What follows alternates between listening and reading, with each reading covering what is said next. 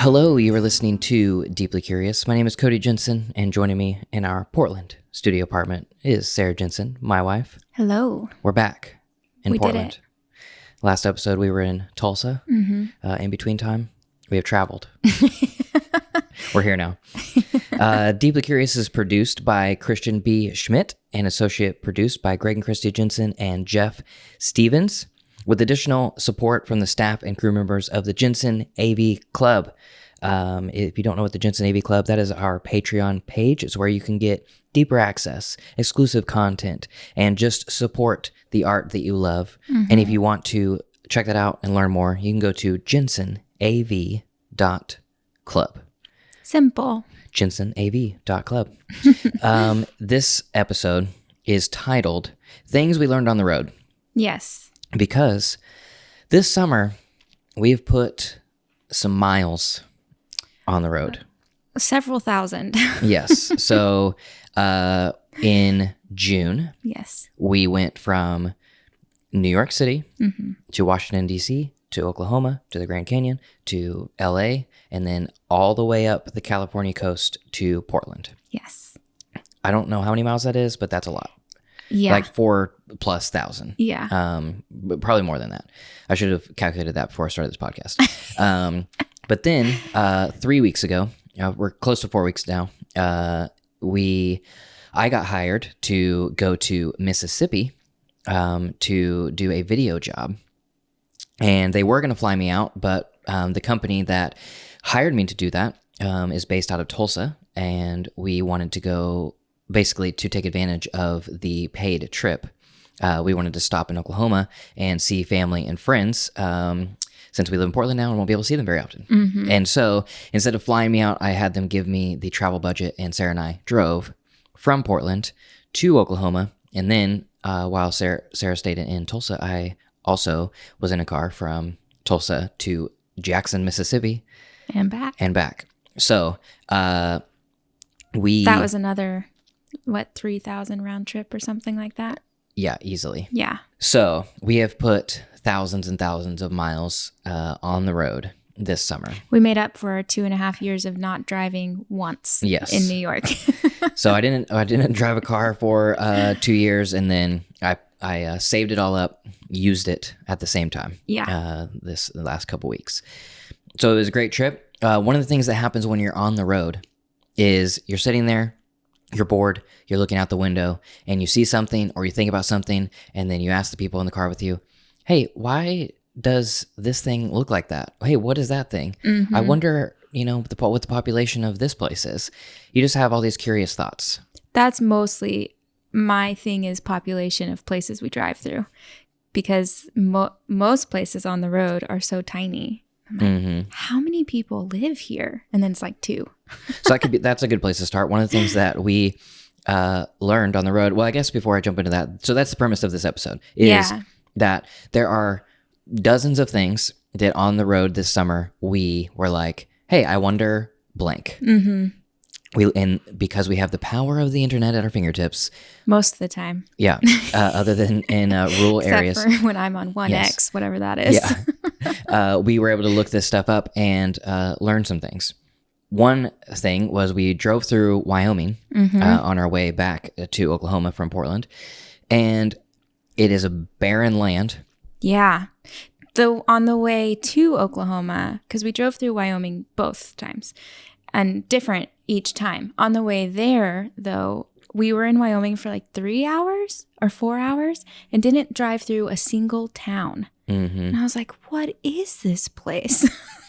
So then we started doing all of our research.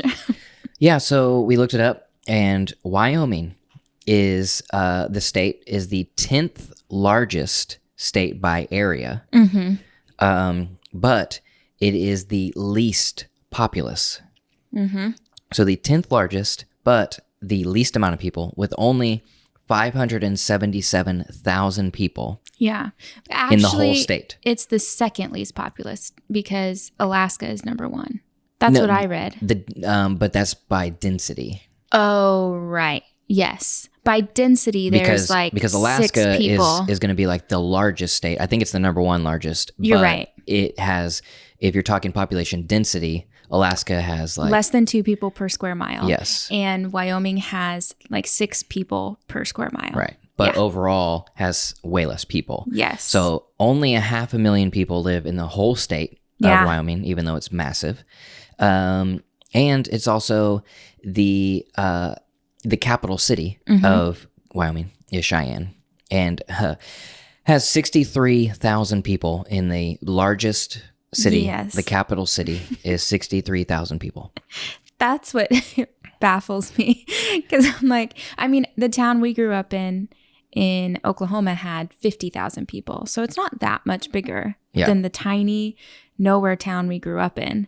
And I can't imagine, like, it's funny to me to imagine people in Wyoming like move into the big city. You know what I mean? Like, that's funny to me because it's so little. Yeah, so that was one of the first things on our way to Oklahoma that intrigued us, that we looked up.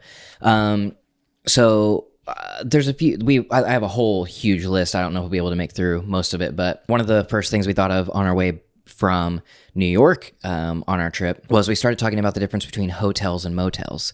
Yes, because your mom was so adamant about not staying in a motel or a hotel with outside doors, a place with outside doors. Which is what we considered a motel. That's basically the way we were thinking about it is like, okay, so a motel has doors on the outside, a hotel has doors on the inside. That was like our thing. Yeah. And then we started looking it up.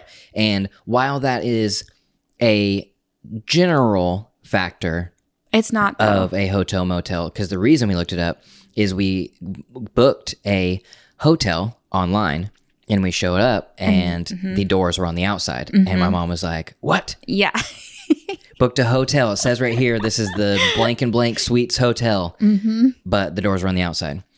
So we looked it up, and the specific things are that hotels, this is kind of a general kind of description. Hotels can contain hundreds of rooms and several floors, and generally have staircases, elevators, and internal corridors that lead to the rooms. Motels commonly have 1 or 2 floor layout, and guests access the rooms directly from the parking lot. The thing that we kind of found the most, curious or fascinating was that the word motel is actually a, what do you call that? A squished together word. There's like a specific word, that you call words like that. I like squished together word. Yeah, the scientific proper word is squished together. Squished together word. Is that it is the squished together word of motor hotel. Yes. Because you motor in, motor out. Right. You drive up, and it's basically a roadside hotel is a motel. And the thing that really distinguishes it is the services offered. Right. Like if there are amenities like breakfast or a pool or whatever, then it's a hotel.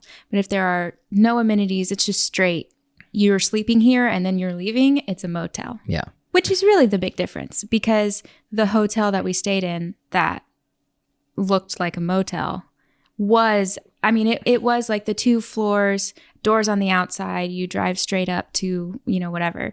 But they offered breakfast and all of these other things. Hotel style amenities. It essentially was a motel disguising itself as a hotel. Yeah, maybe it used to be a motel, and then they were like, ooh, let's add some breakfast. Yeah. Anyway, I thought that was fascinating because I think mostly growing up, there's a very negative connotation to motel versus hotel. And which holds up because, a motel is a cheaper place to stay. Yeah, but it's technically only cheaper because they're not offering other things. It's not extended stays. You're just like driving in for the night. So I guess, yes, motels typically are not as nice. Like they're not kept clean, things like that. But that doesn't have to be the case. Right. I guess is what I'm saying. Like I always thought, oh, a motel is gross. But that's not necessarily what it means. Yeah. So the next thing is really fascinating to me. It is the concept of a correction line. So in rural America, and especially in the plains, because it is plain and nothing is around, and it is a flat, barren land. Very boring. And so there is not mountains or hills or lakes or anything in the way Trees. of a road going perfectly straight. So back in the day, I don't know the exact year. I wasn't curious about that part. Whenever they were designing cities, designing, the plots and all that type of stuff, they, wanted to make it. I think they call this the Jefferson Grid. And essentially, which would probably, whatever years Jefferson was in office, this is probably when this happened. I'm just putting this all together. So to lay out like plots of land, it makes perfect sense to make them a grid, make them squares, and say a mile by a mile, that is one plot, certain acreage, and you can have that plot, and the next person, their mile by mile square, they can have that one. And you can lay out your cities and your farms in that way. The problem with that theory is we don't live on a piece of paper. We live... Unless you're a flat earther. Right. But this is definitive evidence right now. If you are a flat earther, this proves that the flat earth doesn't exist because we live on a sphere, almost a perfect sphere. And if you were to take a grid of squares and lay them on a globe, your north and south, your up and down lines are, if you keep going straight, they're going to all converge at the North Pole. So your squares are going to get more and more squished at the top as you get closer to the North Pole. So if you have a highway or any road going north and south, and you just keep going north and you just make it a perfectly straight road, then you will actually start running into all the other roads that are also going north. Right, because everything will bend sort of together. Yes, and converge. So there is, if you've ever been driving in a rural area of America and you're going north or south on this road and it's a perfectly straight road, it's not doing anything, and then all of a sudden there's an S-curve in the road.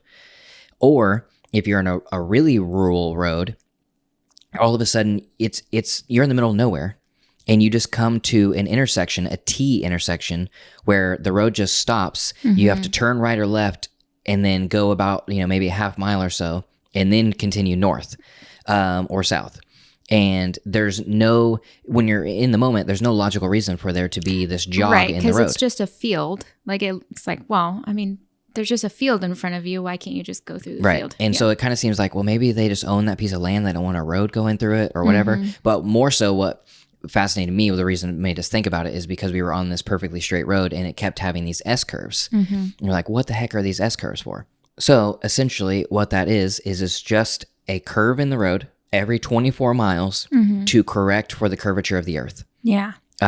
Because if they kept going straight, all the roads would run into each other. So every 24 miles, there's a jog in the road to continue it going parallel to the other roads that are also going north and south. Yeah. I wonder how they figured that out. Like if it was just pure math. They didn't even have computers back then. Well, what I'm saying is that people were so much smarter back in the day. Oh, yeah.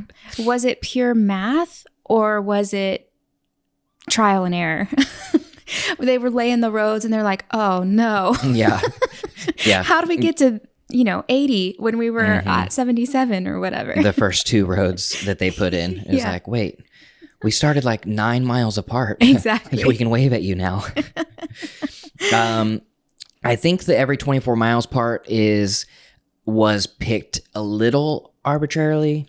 I may be wrong on that, but from what I read, it wasn't like there was a scientific formula. They were like, okay, if we put the jog every 24 miles, then it will, I think they could have chosen anything within that range, but to keep all surveyors doing the, on this, it's kind of like the universal language of surveying that, you go 24 miles, then you make your jog. That way all roads are the same. Right. So yeah, that was, it's pretty fascinating. Who thinks about the curvature of the earth when you're, building things? Well, I guess people who build things, but yeah. So, flat earthers, not that you need, there is way better evidence for a but this is just Earth. Another thing to add to the list. But, just Google correction line and then, email me your conspiracy theory of who made up correction lines and why they, how many people were involved in making it seem as though the Earth is round. Yeah. Next, So this one was on the way from Portland to Oklahoma. We were driving through Idaho, and it was kind of in Idaho and Wyoming, but I noticed it in Idaho because there were so many. Along the sides of the highway, there was like, the first time I saw it, it was kind of on an overpass where, there's a road going over the road I was traveling on. And on each side of the overpass road, there's the hills that come down on each side of the bridge. And on those hills, there were these just kind of random wood fences that like didn't... pallets almost, but... Yeah, if you like took a pallet that you used to carry goods on a truck and just kind of scaled that up about 10 times and then stood it up at an angle and then scattered maybe 10 more of them around, but not connected, just around. Yeah. And they were kind of all facing the same direction. And I was like, what the heck is that? That's not keeping anything in or out. That's for sure. It seemed like they should have been solar panels. Yeah. But I almost thought they were for a second. I was like, that looks like it would be a solar panel, but it's wood. So definitely not a solar panel. But then as we kept driving, we kept seeing them more and more. And then we started seeing like long lines of them. And especially in Wyoming, it was long lines. Yeah. So through Idaho, I noticed it. We went to Wyoming and it started noticing more. And I was driving. So I was like, Sarah, look up what the random wood things are on the side of Wyoming and Idaho roads. I don't even know how to frame of reference, like what to look up for these things. Anyways, we were able to find it, and it's a snow fence. Mm-hmm. So a snow fence, this is off Wikipedia, is similar to a sand fence. It's a barrier that forces wind-blown drifting snow to accumulate in a desired place. They are primarily employed to minimize the amount of snow drift on roadways and railways. So that explains on the overpass next to the highway why there were so many of these, because it's to keep snow drift off of the road. But then also I was seeing them in fields like way far away from the road, and in like multiple lines of them like stacked deep. So you'd have a line close to the road and then maybe go like a couple hundred yards and there's another one, go another couple hundred yards, there's another one. It's like, that is odd. And that is because farmers and ranchers use snow fences to create drifts in basins for a ready supply of water in the spring. Ski resorts also use snow fences in order to increase snow depth in specified areas or for avalanche control. So that's what those things are. If you're ever driving down the road and you see this like random huge pallet looking thing leaning at an angle, it's a snow fence. And if I was to, whenever I read that they were for snow drifts, I was thinking that, okay, it's standing up and it's facing a certain direction at I don't know what the angle is, 80-degree angle, 45-degree angle, something. It's at an angle. I was thinking that the snow would be blowing and it would accumulate on that angle and then like fall down in front of it. That's not the case. Snow fences work by causing turbulence in the wind such that it drops much of its snow load on the backside of the fence. Thus, the snow fence actually causes snow drifts rather than preventing them. The fences are placed so as to cause a snow drift where it is beneficial or not harmful, so that the snow does not drift into undesired areas such as roads or oncoming buildings or among buildings. And that was fascinating to me as well. Well, I wonder how, because after we learned that, we started seeing, I think it was in Colorado actually, they build snow fences, but out of trees. And there's signs that's like living snow fence, whatever. Yeah. But the trees can't make it accumulate. I don't know. I mean, maybe it's just because it's prettier. Yeah. I didn't look that part of it up. But yeah, so the snow fence causes the way the wind hits the snow fence. It doesn't stop the snow. Makes like a little storm. Yeah, like behind it. Yeah, exactly. Interesting. Well, and we stopped somewhere in Wyoming at a rest stop to stretch our legs, and they had a sign. It was like at the top of a mountain of some sort, remember? And it said that the wind up there gets up to 70 miles an hour in the winter or something like that. It was but it's like freezing winds in the snow. And so that's why like all of those snow fences are there, so it can control it, hopefully staying off the road for as long as possible, because they have to close those roads like every year. Yeah. It's fascinating. Humans are sometimes ingenious. Sometimes. So we have never driven through the northwestern part of the United States before, so we had never seen snow fences. Yeah. To some of you, you might be like, of course. Yeah, duh. Those have been around since, the dawn of age. But since we've never driven over there, it was rather puzzling to us. Yeah. Another thing, whenever we were driving into California, we started noticing that as soon as we went to California, there were 2 speed limit signs. Mm-hmm. One that said like 75 or 65, whatever it was. And then there would be one underneath that would say trucks 55. Mm-hmm. And after I saw that enough times, I started getting curious of like, why do they have to drive why slower? are we driving 2 different speeds here? Like, that doesn't really make sense to me. So that's the California split speed, and it's also in a few other states, but it was in California when I looked it up. And in California, the legislation, the reason that they made trucks a different speed limit is because it was, basically believed, or there's evidence that larger vehicles take longer to stop in an emergency. Mm-hmm. So because they take longer to stop, they need to go slower than the other traffic so that all the traffic can stop at the same time. Right. The problem with that, as I found as I was reading through these articles, and I didn't do a deep dive search on both sides of the issue, but most of the things that I found were on the side that California is stupid and they need to get rid of it. But also the trucking industry is massive and they might have a lot of propaganda behind this. But anyways, so most accidents are caused by cars moving at different speeds. Oh, so yeah, that makes sense. To have a whole lane of traffic where trucks are going 55 and all the cars are going 65, 70 miles an hour, right? That's actually going to cause probably more accidents than a truck not being able to stop as fast as a car can, because all the cars going faster now have to dodge slow-moving trucks. Yeah. Another counterpoint to it was that highway on-ramp is supposed to allow merging vehicles to get up to highway speeds, but the rightmost lanes are filled with slow-moving trucks and large vehicles, so that those vehicles moving onto the highway must slow down and during high traffic times come to a complete stop and wait for their turn to get on the highway, which is dangerous. Right. And traffic accident studies have shown that 80 to 90% of all freeway accidents happen on on-ramps and off-ramps. Yeah. Because of the rapidly changing speed of the traffic. Interesting. I knew that most accidents happen on and off ramps, because coming from Tulsa is very much that way. Yeah. Oh, yeah. Tulsa on-ramps are insane. But I never really considered that it's because of the differing speeds. Right. And so, basically, if you were to think about it, in the future, whenever cars drive themselves or can at least communicate to each other, we're going to be able to increase our highway speeds significantly, because if all cars can go the exact same speed, right, then our accidents it's going to be much safer. Yeah. Because it's the unpredictability of speed, right, or the difference in speed that causes the accident. Human error. Right. Yeah.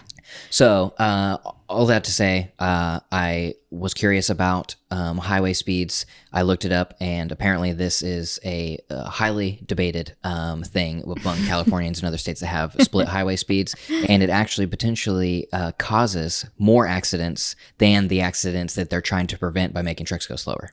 Interesting. But also, disclaimer, I was, curious about this stuff, but my education did not go deeper than the first paragraph of Wikipedia. So, but also, I don't think that's a bad thing. If we want to talk about curiosity for a second. No, I'm just saying, if you're listening to this podcast, maybe before you get into an argument with somebody, do a little more research. Oh, yeah. Because it's enough. Basically, it's enough information to get you in trouble. Versus it's here's a curious thing I learned, but not here's a curious thing I know for a fact and should debate other people about it. That type of thing. Okay. So as we kept driving through these rural areas, America is the world, really. We're on a bit of a green energy revolution. And so you're starting to see like a lot of wind turbines. Yes. And so wind energy is having an upswing, which is great. And that seeing these wind turbines more and more got me curious about how big these things are, because you'll see semis driving down the road with the blades in a oversized load, driving down the road. And it's hanging off the end. And they have these massive extended trucks driving this thing down, and then you start looking at them swinging around in the air, and you're like, wait a second, how big is this thing? A windmill, the arms are longer than 2 full semi-trucks. If you put them, if you have the truck and the trailer, and then you take another truck and trailer and bump it up with it, the one blade is that long or even longer. Yeah. And a large utility scale turbine can have blades over 165 feet long. It's insane. So if you were to think about the whole scale of it, the diameter, if you're, multiple blades, the circle it is making is 325 feet or 100 meters more than the length of a football field. Wow. So if you're talking about a football field and you just put a axle in the middle of a football field and then spin it. That's what it is. That is the turbine. Do you know what I found myself thinking about these windmills, though? What? I'm a huge proponent of them. I'm glad that wind energy is, becoming a thing and all of that stuff. It's obviously very needed for our world. But whenever we were driving through all these beautiful places, they kind of ruined the photos. You know what I mean? Like you're trying to take a pretty picture of like a flat top, like mountain or hill or whatever in Wyoming, and there's just these like windmills sticking up at the top. Like kind of ruins it. Yeah, I was thinking that too, but then I was starting to think like we need to start seeing these as beauty, because they're harnessing helping save the earth. Clean energy. Yeah. Versus like obviously oil doesn't really obstruct the eye much, because it's typically, the oil, what do you call it? Offshore drilling is obviously runs the skyline of an ocean, but most like oil derricks and things like that are in just fields. They're not very tall. They don't really like. Right. I mean, really, they're kind of aesthetically pleasing. Like if you have a field with an oil derrick in it, it's kind of nostalgic or something. Yeah. Which I guess would be what I'm just saying, that it maybe just like an oil derrick in the middle of a field has become picturesque. Maybe now a windmill eventually, in a bit of time, will be picturesque. A whole field of windmills, very cool, like super fun, whatever. But it's just like those few that sit on top of the hills that I'm like, man. Yeah. So whenever we were seeing these windmills, I started like counting how fast the blades were going around. Yeah. So I would wait until it hit the bottom and it was in line with the tower that the windmill's on.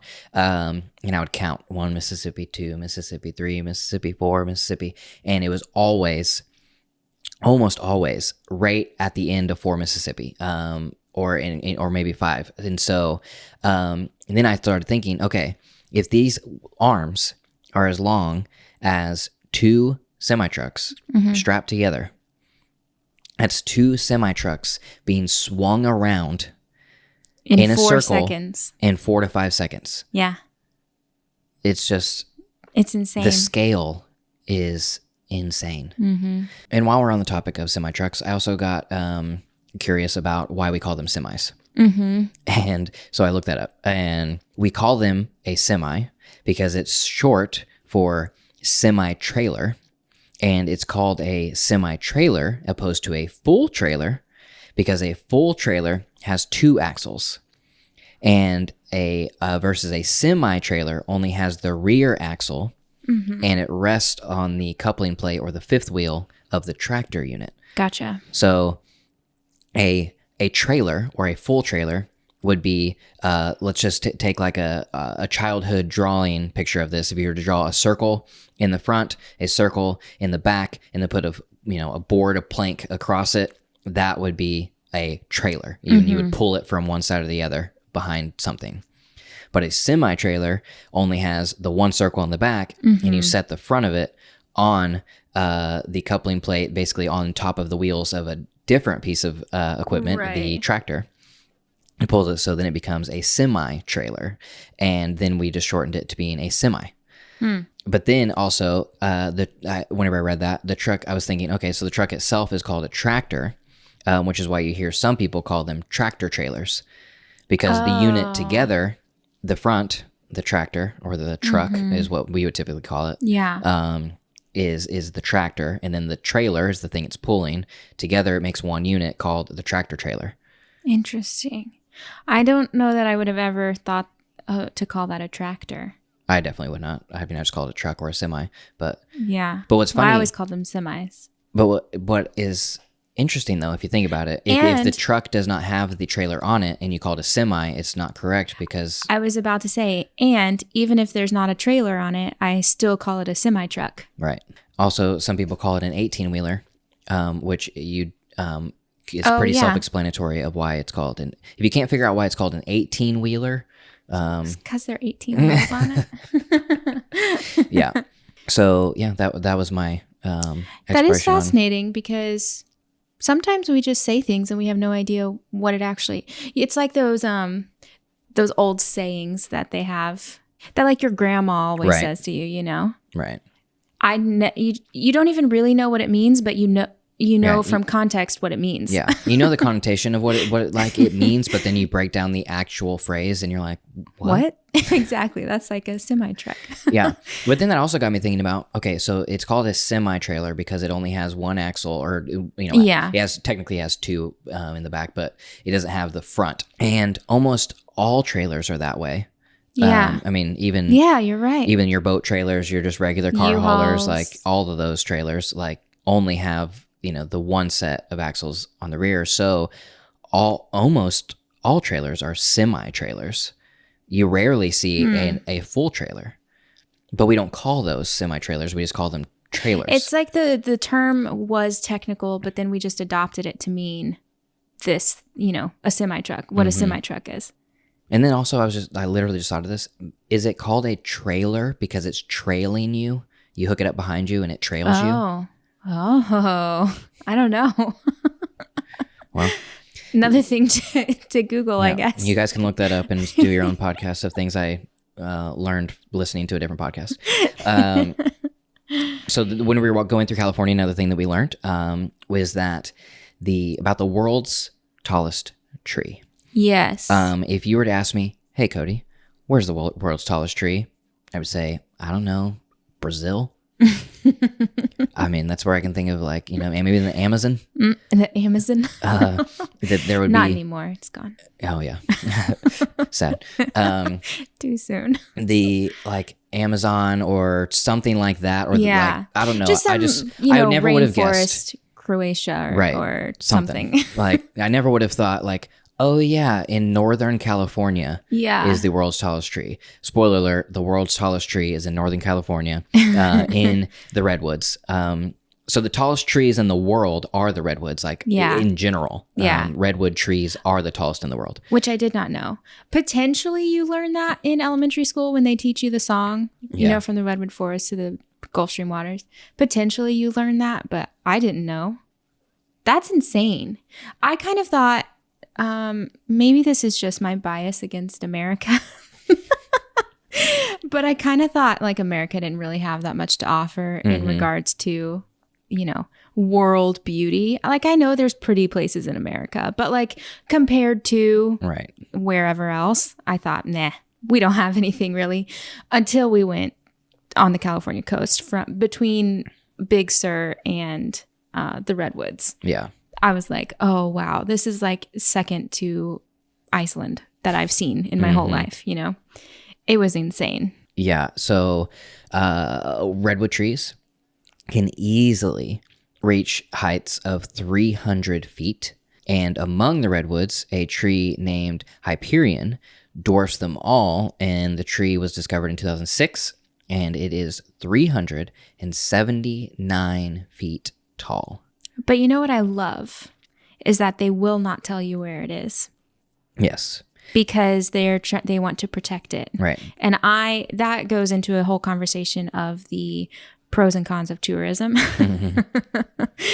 But I love that they won't tell us. So like we potentially could have seen the tallest tree in the world and we'll just never know it. Yeah. They actually keep all of the documented tallest trees in the redwood forest secret to protect them from vandalism. Because there's more. Basically, there's like the tallest one, and then its sister, and then you know, it's just like a little bit shorter. But if we were talking about this in relation to the windmills, 379 feet. The diameter, if you remember, like the full wingspan of a windmill, is 325 feet. Yeah. So it is 50, a little over 50 feet taller than a full spread of the windmill. Yeah. It's actually unfathomable how tall that is. You know what I mean? Even when we were in the redwoods and just seeing, you know, the regular size redwood trees, I was blown away. Like that's so tall compared to, regular trees you see outside your window every day are tall trees. Yeah. And these are just next level. Also, a lot of the trees in the redwoods can be 1,000+ years old. Like not hundreds, thousands. Yeah, I read the generally speaking, redwoods would live between like 500 and 700 years, but there are some that are thousands of years old. Like we saw one that was 1,500 years old. Yeah, old granny. I can't even fathom that. Like that's insane. Redwoods are so cool. And put that into perspective, that means that almost all of the redwoods were here hundreds of years before America was even founded. Yeah. It was also really cool in the redwoods. If a tree falls and like falls into the path or whatever, they just like carve it out so you can walk through it.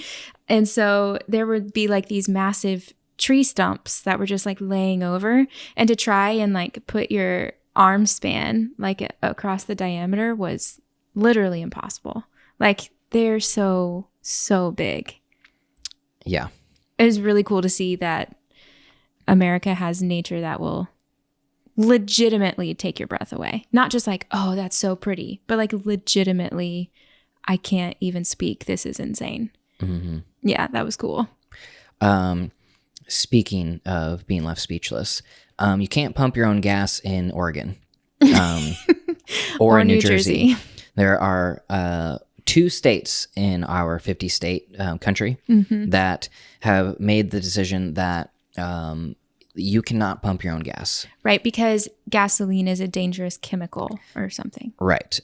So we learned about New Jersey when we moved to New York because we had to drive through New Jersey to get to New York City, and we stopped to get gas, and I got out like you do, and the person was like, stopping me and telling me you can't pump your own gas here. Yeah. And I was like, I'm an American. I can do whatever I want. Thank you very much. Also, it's really funny when you think about it because in everywhere else, when you turn 16, they're like, oh yeah, hand over all the dangerous chemicals. Yeah. And so Oregon is also another state that you cannot pump your own gas. So we learned that as we moved here, that you can't. And so I looked that up of like, okay, why? Essentially, every single piece of legislation, the reasons that they keep people from pumping their own gas is because it is a class 1 flammable liquid. And basically I found like 10 different reasons, excuses, whatever you want to say, of why people shouldn't pump their own gas. And every one of them is, the backbone of it is because it's a class 1 flammable liquid. Right. Just somebody who is untrained, unlicensed shouldn't handle a class 1 flammable liquid. You know, it can, you know, everything had to do with safety and keeping people who shouldn't be handling a class 1 flammable liquid, you know, from doing that.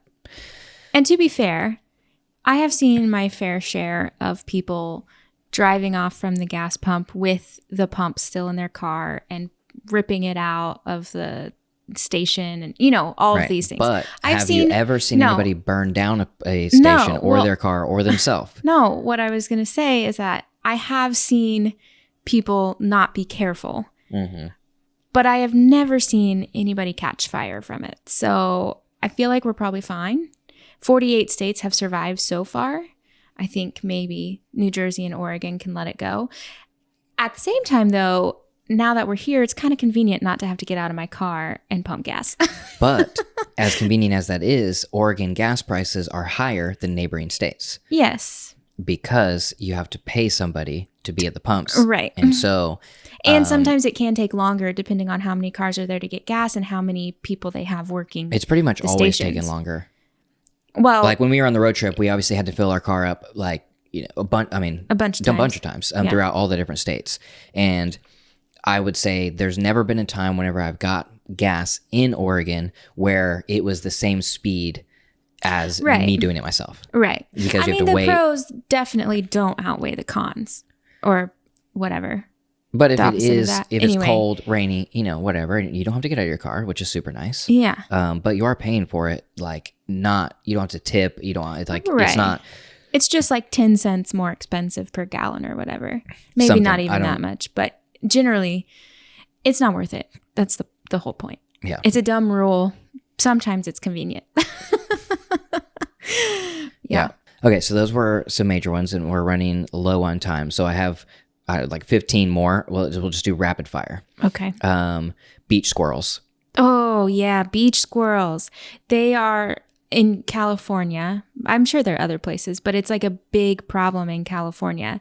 And so we were in Ventura and we just kept seeing all these squirrels hanging around the rocks. And On the beach. On the beach. So we looked it up and apparently it's a huge problem right now. They're just being overrun with squirrels. And really, that's just it. But yeah, people keep feeding them. They keep living there. Yeah. The squirrels themselves aren't any different than any other ground squirrel. They just are ground squirrels, and they live on the beach because people feed them on the beach. And they are not shy about coming up to you. But also, the thing that I'm curious about that I know is not true. Whatever. Anyway, the thing that makes me think all the time about animals, I'm like, do you realize you get to live on the beach, though? Mm-hmm. Like, you have it better than all the other squirrels. Do you know that? I wish you could know that. Anyway, it's a big problem, as is seaweed in California right now. It's being washed up on the beaches like crazy. Yep. For probably global warming, climate change stuff, I think. We looked that up, and I do have seaweed on the list, but I don't remember exactly what we learned about seaweed. I don't either. I did learn that seaweed comes in these huge. It's weird. I don't know even how to describe it. It's almost plasticky. Yeah, it's not. But it's not plastic. It looks like it would be slimy, but it's not. Rubbery plastic, and you can really pop hard. it. Yeah, if you step on it, they make this really loud popping sound. Yeah, it's really gross. Actually, it kind of grossed me out. But whenever I picked it up, I expected it to be slimy. Yeah, but it was this wet hard kale, but it wasn't. Yeah, it was this hard plastic whip. Yeah. Oh yeah, you did pick some up and started whipping it around. Yeah, and there were some that I couldn't, the diameter was so thick that I couldn't wrap my whole hand around it. Yeah. And then obviously there's little bitty ones too, but. Yeah, seaweed is interesting. I highly recommend examining it if you ever get a chance. Elephant seals. I love and am so grossed out by elephant seals. Elephant seals are, the females are just like regular seals, but bigger. That's they look just like regular seals. But they can get up to 1,800 pounds. And then the male elephant seals can get up to 5,000 pounds. And they look gross. And they make these gross noises with their nose. And it's kind of like a snorting. Mm-hmm. And it flaps in the air. It's disgusting. And they have basically little trunks, which is why they're called elephant seals. Yeah. And I mean, it's not like an elephant trunk, but. Right. But it's just the very beginning of a. Yeah. And it makes gross noises and they're ugly and disgusting and lots of blubber. And they come up on land in this one beach specifically in California for mating and molting or something like that. And but the thing that I find the most fascinating about them is that they come up on land, but they can't actually walk. Their fins are so little and they are so big that they just flop. Yeah. But there's so much blubber that they can only flop for 2 flops and then they have to take a 10-minute break. Mm-hmm. The elephant seal beach that we stopped at, I believe it was just north of Solvang, California. It's called Elephant Seal Vista Point. Yeah. Is where we stopped. And I think it was like a couple It's hours on the way to north Big of Sur. LA. Yeah. Yeah. Yeah. I think it's fascinating that because elephant seals, it seems, kind of defy nature.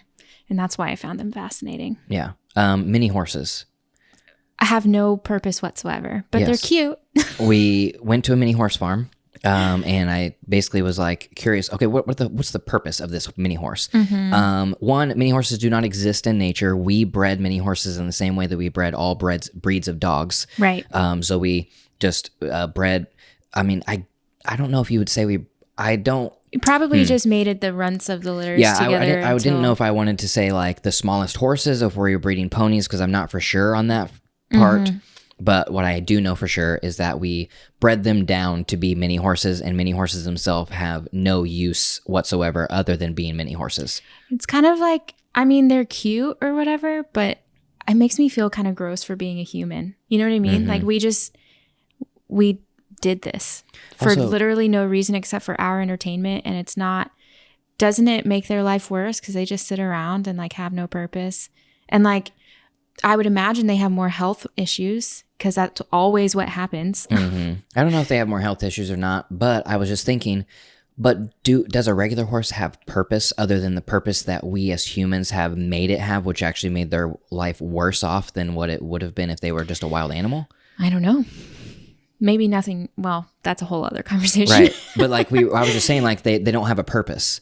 But yeah, but they can't go run free in the wild. But does an animal need a purpose? That is the thing, though, I guess, is that we created them and now we have to take care of them because can they survive in the wild? We just created them for our own entertainment. And that, Right. I think, is the icky part. Yeah.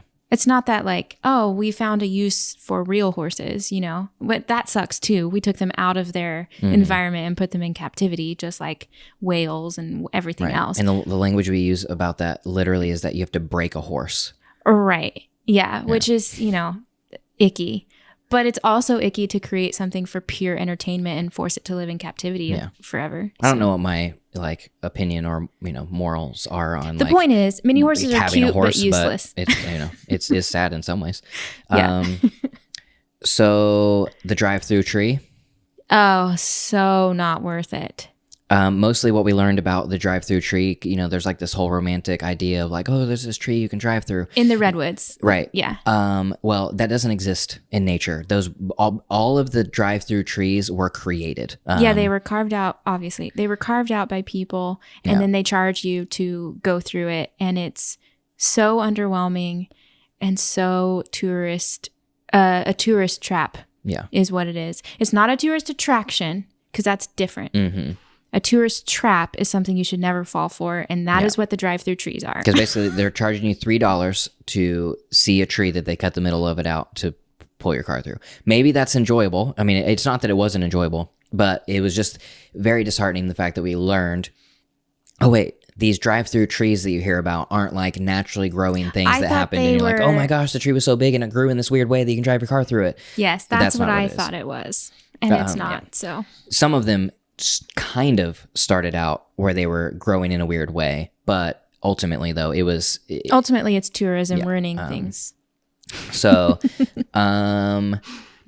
semi drafting, so we were driving behind a semi and we were basically got into the discussion of whether or not drafting actually works. Right.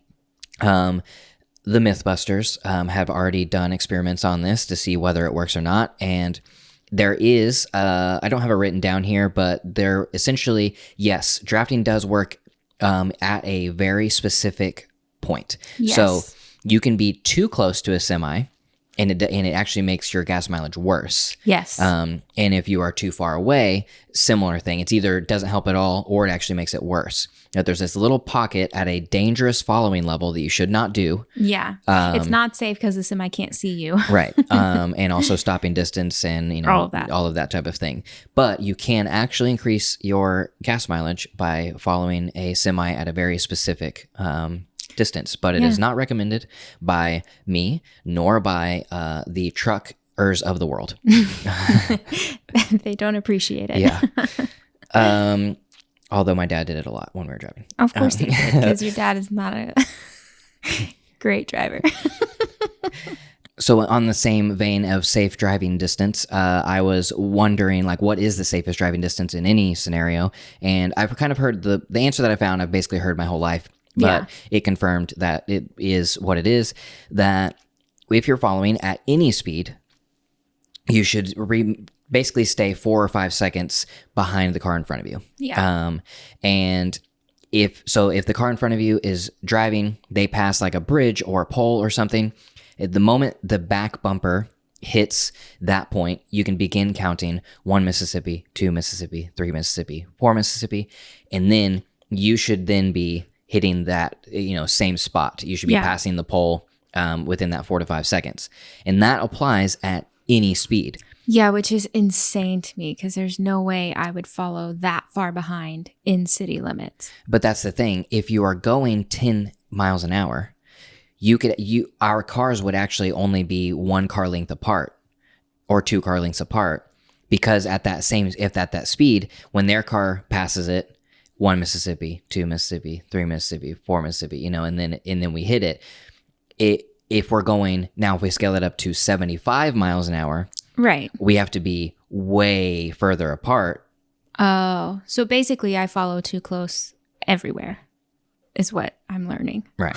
Okay. Yeah. And it might have been, I'm sorry I didn't look this up before I started recording, but it was within the 3 to 5 seconds, within there. But the thing that I guess I was curious about whenever I looked it up was like, okay, whenever we're going 35 miles an hour, how far should we be? Like when we're going 80 miles an hour on the highway, like how far should we be?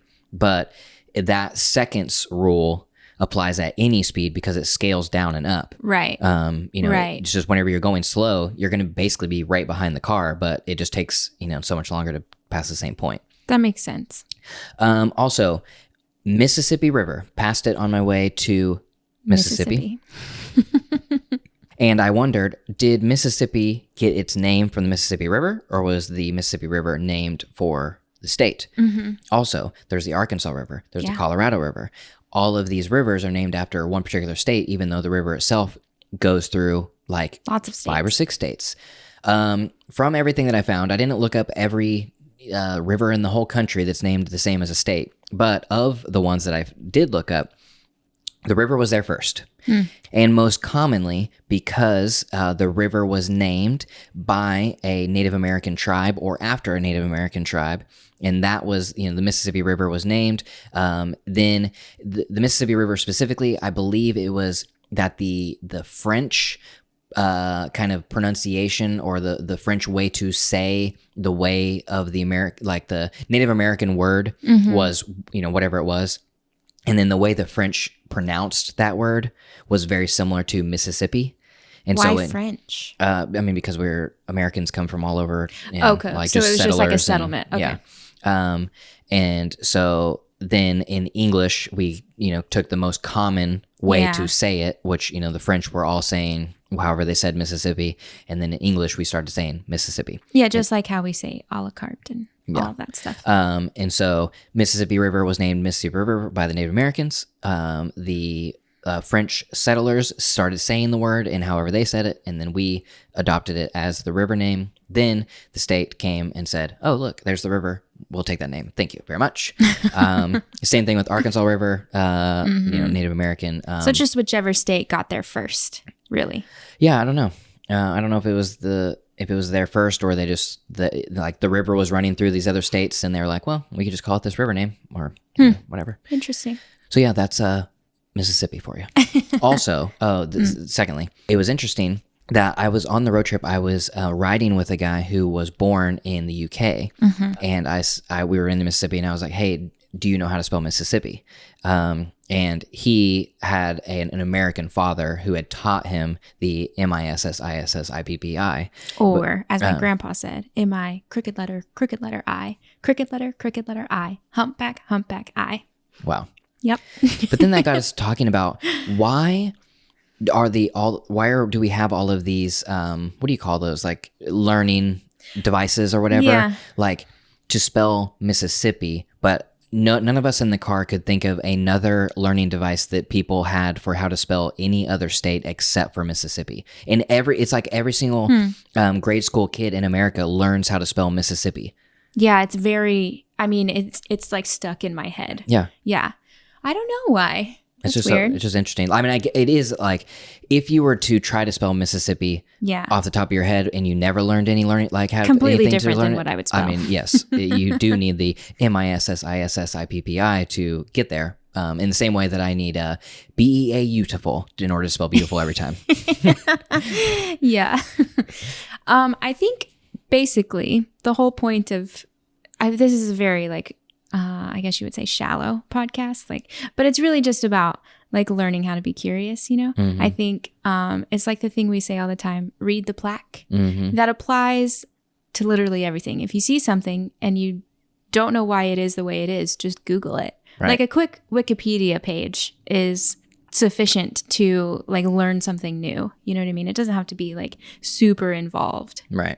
And also, if from everything that I've heard about aging, like the best way to fight aging is to learn. Yeah, it's like a brain game. And you don't have to be learning like some sophisticated like neuroscience or something. It's like if you're learning, you're learning. So if you stay curious, you're always learning. And if you're always learning, then you're fighting, bad aging. Brain decomposing. Yeah. Yeah, I think it's just a lot of times we get overwhelmed, I think, by, I need to learn all these things, or I need to be this smart, or I need to do, whatever. And it's not that hard. If you don't know how to be curious, just like the next time you wonder something, it's not difficult. Just read a sentence about it. Mm-hmm. And then that's all you have to do. I do, though. I wonder if you can actually make yourself care about things. Because I care about stuff. Like if I think of something, like I find that I'm the one in the car who asks the questions, and I'm like, I wonder how big that a wind turbine is. Right. Nobody else in the car was wondering that, and some people in the car, even after I pointed out, don't give a rip. Right. Like there's no part of them that is like, oh yeah, that would be interesting to know. Like So. Everybody's different, and there are some people that just don't care. Can the person who doesn't care, is that a trait that it will always be there, or can they make themselves care? No, I think you can. That's what I'm trying to say, is that if you're not a naturally curious person and you don't know how to be curious, it's just like a practice or a habit. Like you know what I mean? Mm-hmm. Like nobody wants to like eat super healthy and exercise all the time, but it's just a habit that, because it's good for you, and then you end up loving going on a run. You know what I mean? Mm-hmm. It's the same idea. Like you're just exercising your brain, and I think you can make yourself love it and interested and curious and whatever. That's a good place to end. So thank you guys for listening to Deeply Curious. If you have some deeply curious things that you have pondered upon on the road, tweet at us. Yeah. At Deeply Curious FM. Just share your anecdotes and things that you learned while traveling the country or the world. Or not traveling at all, just fun facts. I love fun facts. So again, thank you guys for listening. If you want deeper access or exclusive content from us, or you just, love the show and you want to support us as we continue to make videos and make podcasts and put all this stuff out into the world, all of this stuff takes resources. We have to spend our time, our efforts, and energy doing this to put it out, which means that we're not creating income for ourselves in other ways. So if you just want to be a part of what we're doing and help support us as we do that, you can do that by going to jensenav.club. That is our Patreon page. There are different levels. The crew, staff, associate producer, and director levels all come with their own perks. And every level is majorly helpful as we continue to do this in the future. Yes. All right, that's it. And we will see you next week. Bye.